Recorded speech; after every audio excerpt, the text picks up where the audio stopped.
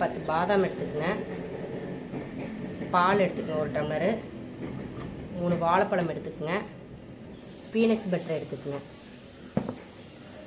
பாதாம் வந்து பெரிய ஜாரில் அரைப்படாது, அதனால் சின்ன ஜாரில் அரைப்பட்டு வச்சுக்கோங்க. நல்லா நைஸாக அரைச்சிக்குங்க. அரைச்ச பாதாம் சேர்த்திக்கலாம், 3 வாழைப்பழம் சேர்த்திக்கலாம் தோல் உரித்து,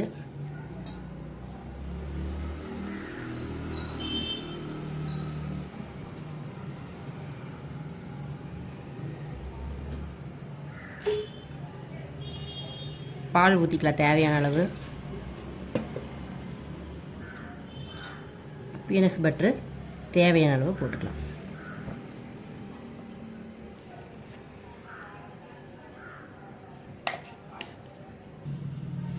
இது நல்லா அரைச்சிக்கணும். உங்களுக்கு தேவைன்னா ஸ்வீட்டுக்காக கரும்பு சக்கரை போட்டுக்கலாம்.